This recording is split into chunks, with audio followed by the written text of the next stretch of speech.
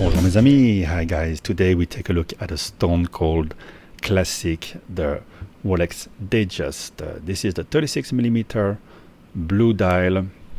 We have the polished center links on the oyster bracelet. We have the oyster case. This one here has the fluted bezel and the diamond markers. Absolutely sumptuous.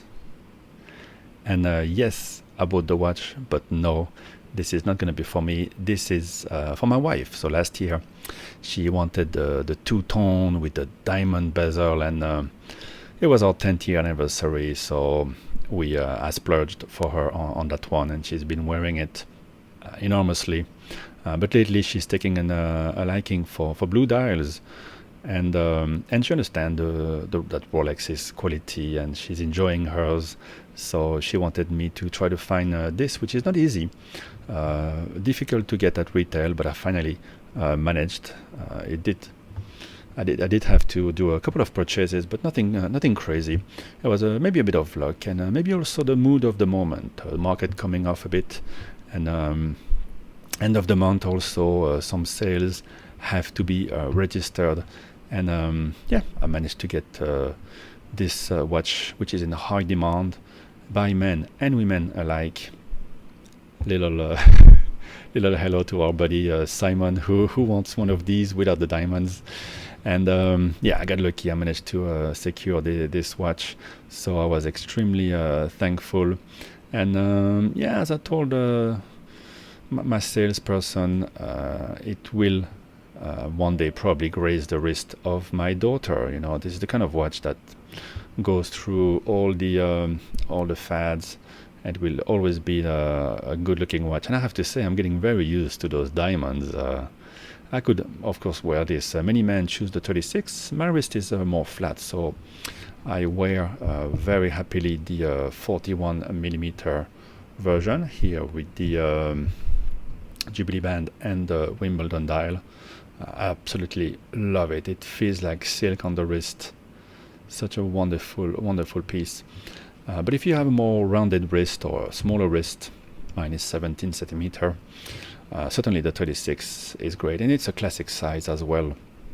In the 80s, everybody wanted, that's what they had. They had a 36, often in two-tone.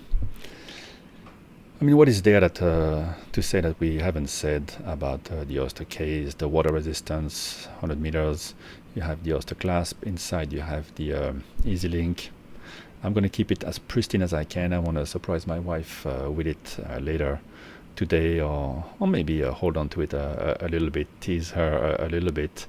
She probably doesn't think I'm going to surprise her with this. I told her it was a bit difficult to get, and surely it came as a surprise to me that I could get it fairly quickly, and she'll be really well pleased.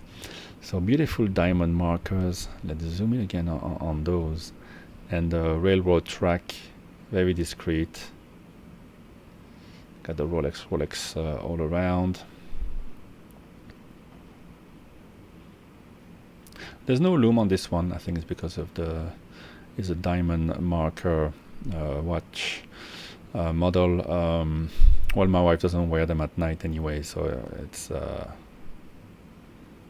it doesn't really make a difference. Personally, I prefer to have a lume, even if it's very minimal, like on this one here. But any bit of lume, at least on the hands, I like to have that.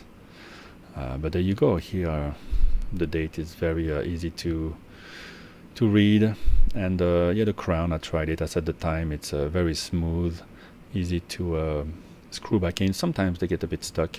This one is a good one. So there you go. Let me know in the comments if you like the 36mm Datejust with a sumptuous sun ray blue dial. It is a very popular watch.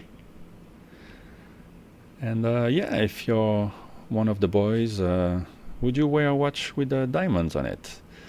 It's a bit, yeah, it's a bit snazzy. I quite like it. All right, guys. Thank you for watching. I think you know enough about the Datejust. I don't need to ramble on too much. Just wanted to share this, this, and say also that as much as I love to buy watches for myself, it's also a great pleasure when you can make a beautiful gift like this to someone. And I'm happy that I've turned my wife on to Rolex. I just hope she won't be asking for a Datejust too soon, for a Daytona too soon, because that will be that mission impossible, and would cost way too much. Thanks for watching, guys. Bye bye.